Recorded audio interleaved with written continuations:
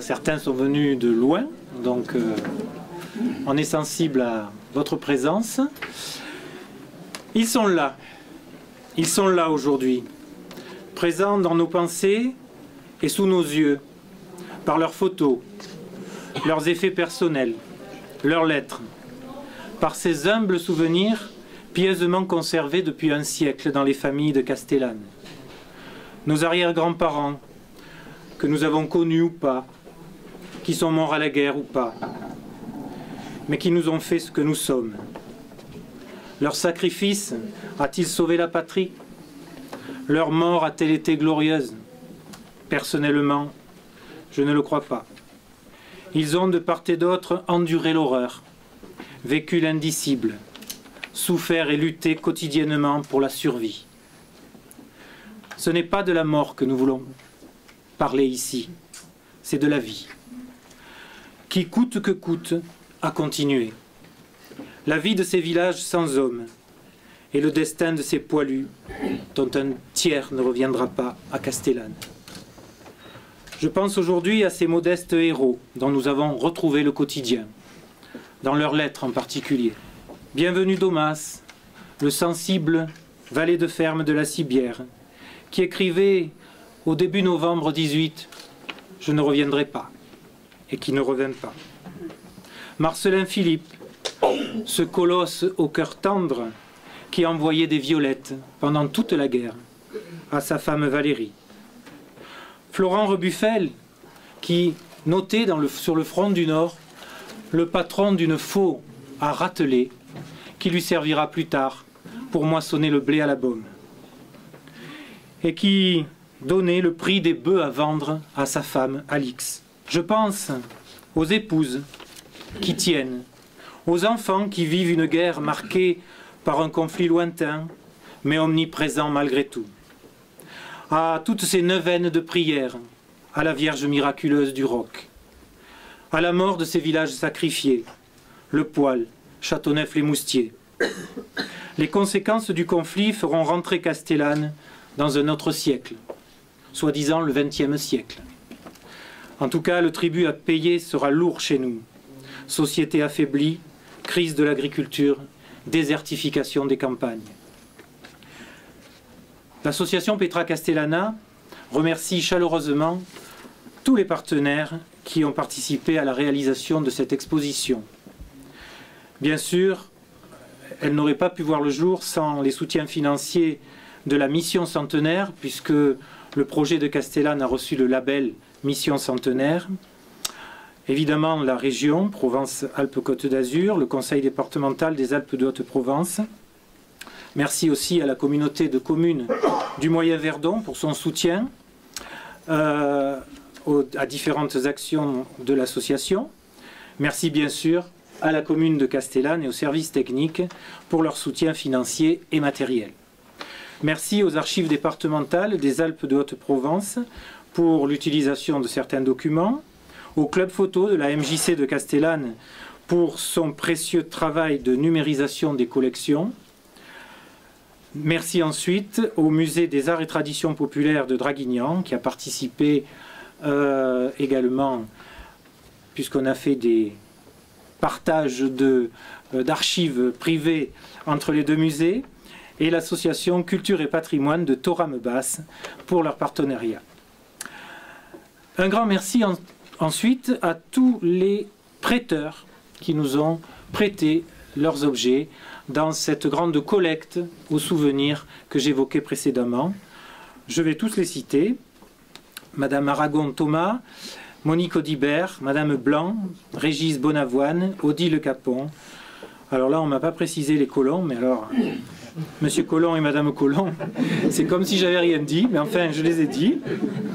Franck de Mandol, Jean-Luc Domingue, Laurence Duré, Hélène Foch, Henri Giraud, Jean-Paul Gollet, Philippe Gralia, Robert Guess, Lucien Leroy, Brigitte Longuet, Jacques et André Marcel, Mireille Martin, Paulette Paulès, Jean-Jacques Schlotter, Muriel Soldano, Guy Verga, pour tout ce que vous avez sous les yeux aujourd'hui. Un grand merci, bien sûr, aussi à tous nos donateurs d'hier et d'aujourd'hui, qui depuis plus de 20 ans confient leurs objets, souvenirs et archives à notre association. Mes remerciements vont également à tous les membres de l'association Petra Castellana, Dominique Boudeville, Michel Cézanneau, Michel Cochet, Jean-Paul Gollet, Catherine Leroy, Sylvain Sénéca et Muriel Soldano pour s'être investis dans le travail que nous vous présentons. Une mention spéciale à Guillaume Dolot, qui n'est sans doute pas là aujourd'hui. Il nous avait dit qu'il essaierait de venir. Guillaume Dolot pour sa participation au travail de recherche, d'écriture des panneaux et de réalisation de la maquette du catalogue que vous avez dans les mains. Bien sûr, Amandine et Pauline, un grand merci. Où elles sont? Elles sont par là, à l'office, pour la relecture et l'aide qu'elles ont apportée pendant tout ce travail, de mise en place de l'exposition, et bien sûr à Pierre-Emmanuel Garnier et Clélia Toledo, nos 2 stagiaires de cette année, qui ont réalisé le travail de montage d'une exposition qui avait été préparée l'année dernière par leurs prédécesseurs. Ce n'était pas simple de comprendre ce qui avait été imaginé par Guillaume l'année dernière. Merci donc à vous tous. Quelques grandes lignes. Ah, je vois Jacqueline. Merci à toi d'être là et de représenter l'association du patrimoine de Thorame-Basse. Voilà, les quelques grands points. Vous l'avez vu, on a voulu intituler « Vivre au pays pendant la Grande Guerre ». C'est donc le regard à l'arrière de ce conflit, mais ce conflit qui existait, même si le front était loin, existait quand même dans Castellane, dans le quotidien des gens. C'est pour cela que, bien sûr, il était indispensable de parler des soldats et de la vie au front, mais on a surtout évoqué la situation avant-guerre, les particularités du Moyen-Verdon, les mutations suite à la guerre. Et dans les autres salles, vous l'avez vu, on évoque toutes ces correspondances qui ont été le signe de vie qui a permis à ces gens de tenir pendant de si longs mois. En particulier, un des éléments qui leur a permis de tenir, ces correspondances. Nous avons eu la chance d'en récolter plusieurs milliers de lettres sur Castellane. Et donc, on les a mis en valeur au milieu, dans cet arbre à lettres. Et puis, en offrant aussi le regard sur la vie de la femme à travers la chambre. La chambre, espace de l'intimité, espace du recueillement de cette femme seule pendant la guerre.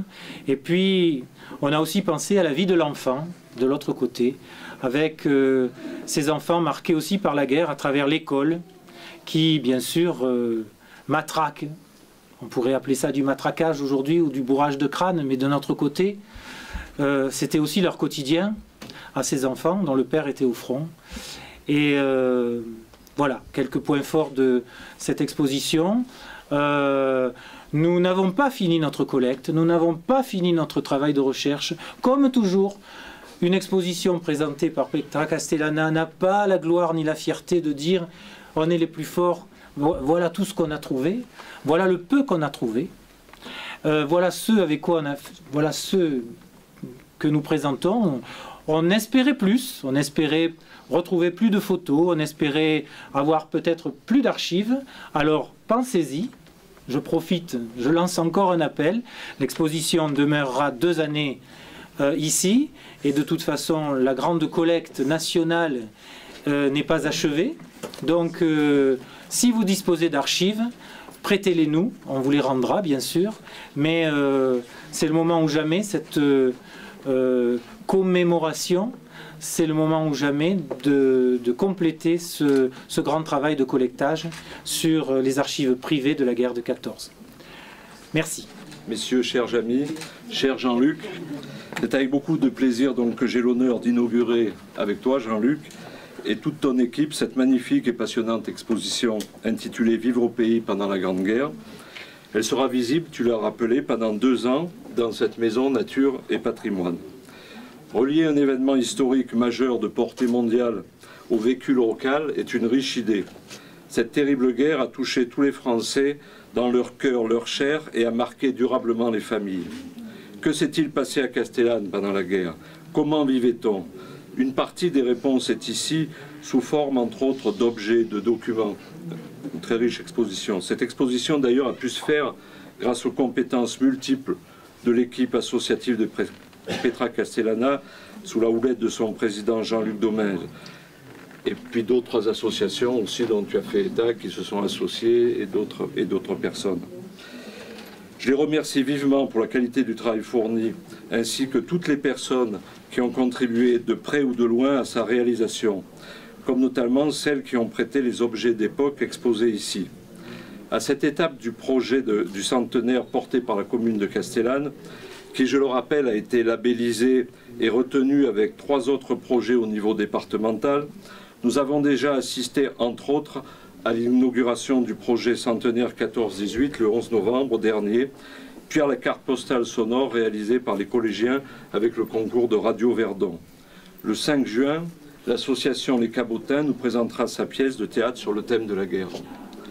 La commune de Castellane soutient financièrement toutes ces initiatives, ainsi que l'État, la région et le département. Merci à tous ceux et à toutes les structures associatives ou autres qui se sont impliquées pour mettre en relief une période majeure et dramatique de notre histoire.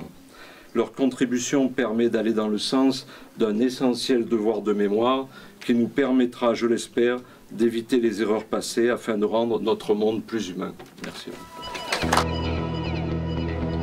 Nous sommes dans le spectacle. Alors le spectacle va commencer. Donc nous vous demandons tout simplement de suivre le mouvement et de vous laisser faire. Nous voici le 2 août 14 à la Cibière. Le 2 août 14, jour de la mobilisation générale, c'était un dimanche. À la Cibière, mon arrière-grand-père, Stanislas Rebuffel, avait acheté une faucheuse McCormick. Et les représentants de Sisteron, parce qu'il n'y avait que des représentants à Sisteron à cette époque-là, étaient venus faire une démonstration par mon grand-père, Toussaint Laugier, qui avait 14 ans et qui était monté sur la machine, évidemment. Son père, il était trop vieux pour monter sur une machine. Et donc le 2 août 14, dans la journée, alors je ne sais pas si c'était le matin ou l'après-midi, la démonstration se faisait dans un morceau de luzerne qui se trouve exactement à l'emplacement du parking du casino d'aujourd'hui, à la pointe, ça s'appelait. Et dans cette pointe de luzerne, donc, on fauchait la luzerne à la machine pour la première fois dans l'histoire du pays. Quand les gendarmes passent, les 2 gendarmes à chevaux, bien sûr, en venant de Sénès, où ils étaient allés afficher l'ordre de mobilisation. Et ils s'arrêtent et ils parlent à mon arrière-grand-père en lui disant « Vous savez, monsieur Laugier, la mobilisation générale est déclarée, c'est la guerre. » Et mon arrière-grand-père, qui était un peu au courant de la politique, leur répondit « Ce n'est pas possible, la diplomatie pourra encore changer la donne. » Et les gendarmes répondirent « Non. C'est vraiment la guerre. Gardouilla, les salants payent per la France. Tire des fusils ou cau des canons. Faut faire feu, faut que tout sabre. A mais c'est boum benun de nous acclapons de din sei vabre. Des malingres, des balaises, des jeunes, des vieux.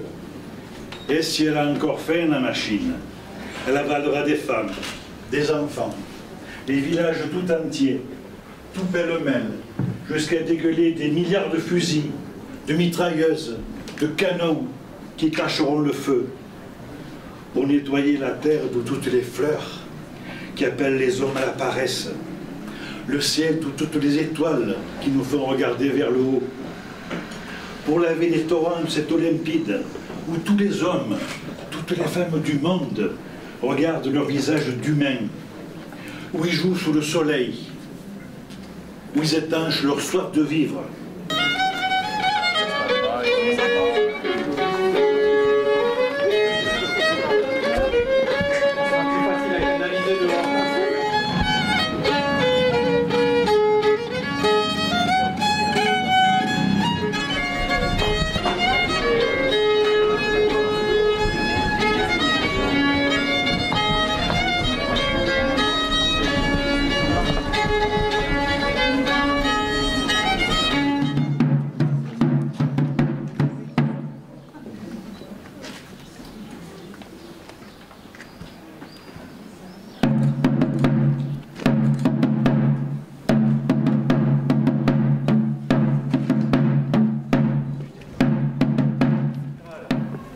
Tous les hommes valides sont appelés au combat.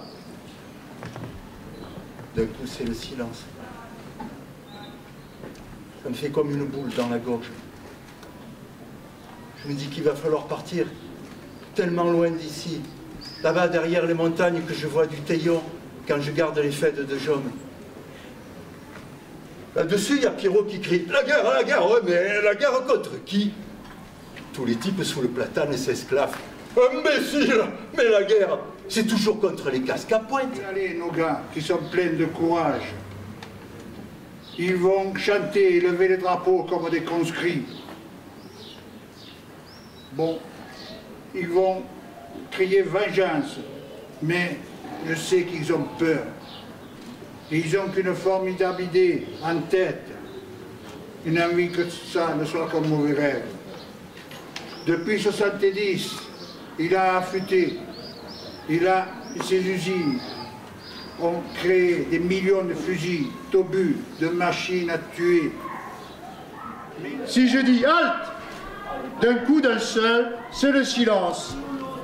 Le silence partout derrière moi jusqu'à l'horizon, tout le long du grand serpent des hommes, le silence dans les bois, dans les villages où tout ce qui vit se terre, en attendant la grande bataille. Le plus fort pour faire peur à la mort, mais ça sent déjà la mauvaise sueur de la bête traquée, ça pue le sang et les tripes. Ils croient peut-être qu'il suffit d'être une meute hurlante pour affronter la bête.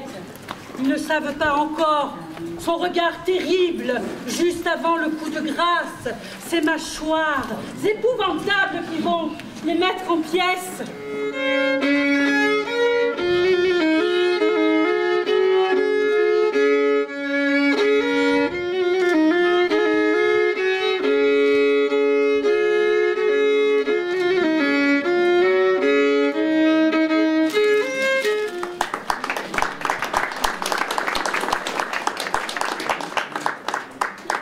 Le ciel était tellement pur ce matin quand je suis partie avec mes biques. J'ai monté en chantant la draille du collet. Je pensais à mon bon Louis qui marchait avec les autres vers les champs du plateau. Je les verrai peut-être de la cime, tout petits en bas avec leurs faux sur l'épaule.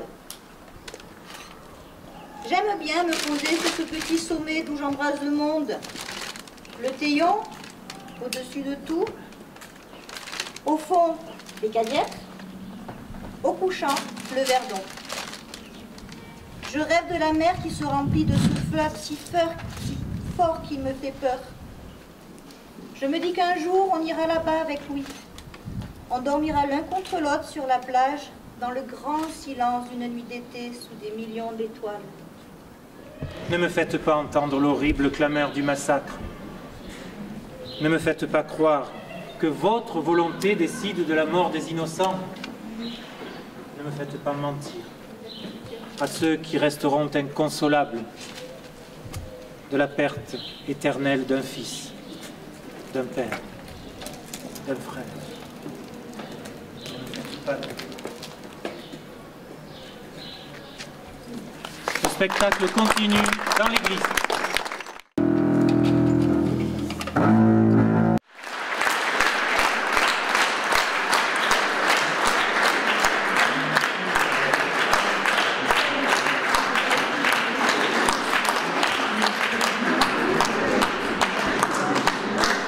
Le texte est de Félix Chabot.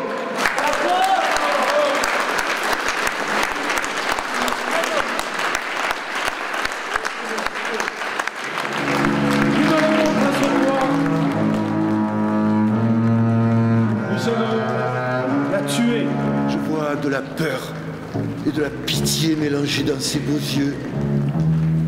Je pense à Angèle, toute seule à Loustau avec le petit bonhomme, à toutes ces femmes qu'on a laissées dans nos campagnes, à nos pays, maintenant sans hommes. Et crainte, le monde est desvaria. En voilà un qui se met en travers de notre marche. Ses copains le poussent en gueulant sur le Pierrot qui tombe sur le pavé. Je secoue un peu le type et balance un direct dans la mâchoire de celui qui braille. Brigade de la 126e division du 15e corps de la 2e armée.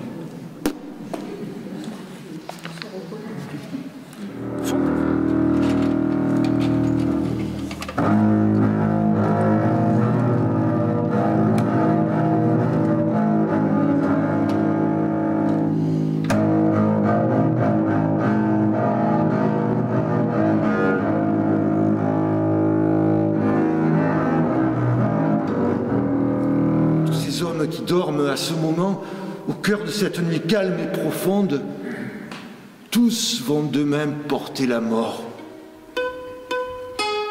Donne un sens à chaque pas lourd et difficile qui nous rapproche de l'ennemi. Je vois ses yeux étonnés qui me regardent. Il me dit, « Camarade, je tombe sur les genoux. Ma machine s'enraye. Si ou plus qu'un pas aurait-il peccatua, n'impodi plus. » Le clairon sonne la retraite. Rassembler mes forces. Courir en zigzag de cratère en cratère jusqu'à ce bois dans le lointain où l'escouade pourra se compter. Sauver notre peau, fuir le piège. Bien sûr, on est très touché par votre présence et par votre manifestation de chaleur. C'est bien parce que vous aviez un peu froid aussi, je crois. Voilà. En tout cas, nous sommes très heureux d'avoir joué ici à Castellane, dans ce lieu, et on tient à remercier chaleureusement, eh bien, finalement beaucoup de monde, hein, parce que voilà, le spectacle a été accueilli grâce à l'action de l'association Petra Castellana qui a ouvert aujourd'hui son exposition sur 14-18 que nous vous invitons à aller voir. Je pense que vous y étiez au début, hein, mais à les revoir alors et à en parler. Et donc on remercie beaucoup Jean-Luc Domèche qui est le président de l'association. On remercie beaucoup le personnel du musée, tout le personnel, toutes ces personnes très sympathiques qui ont fait un très beau travail de réalisation de l'exposition. On remercie infiniment Amandine Delarbre, je ne sais pas si elle est par là. En tout cas, elle a fait un travail génial de coordination, de repérage, presque de casting. On remercie, alors mais vraiment avec beaucoup de cœur, tous les participants à Prélude, et ils sont là, et j'aimerais qu'ils viennent à côté de nous ici. Voilà, parce que je sais qu'ils vous ont proposé un très beau moment dans les rues. Voilà, venez ici avec nous.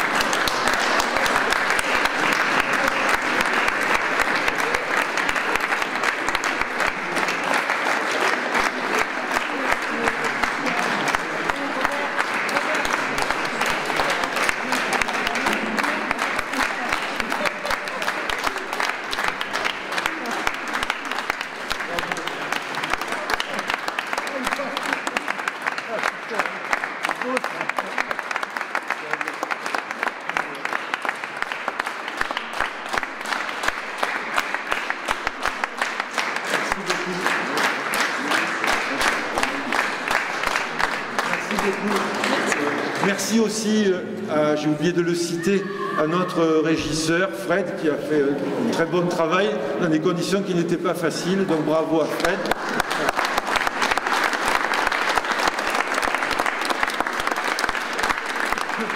Et merci bien sûr à la mairie, sans laquelle eh bien, on n'aurait pas pu avoir accès à ce lieu, on n'aurait pas pu proposer ce spectacle. Donc bravo encore à la mairie pour son travail de valorisation du patrimoine. Voilà.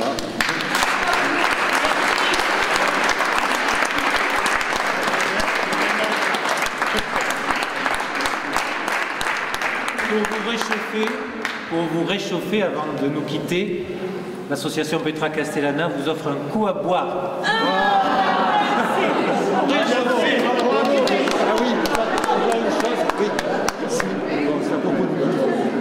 Oui, on tient à vous signaler, excusez-nous, 2 secondes, une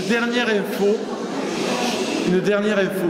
Donc si vous avez été intéressé par le texte, vous pouvez le trouver sur un petit livre que je vends ici, à l'extérieur, pendant le pot. Hein. Il s'intitule Pour l'exemple, il a été édité par les éditions Parole. Et vous pouvez aussi acheter des CD de notre ami Renacette et le chanteur et comédien. Voilà, vous les trouverez ici à l'extérieur, près de l'endroit où nous pourrons partager un pot d'amitié. Voilà.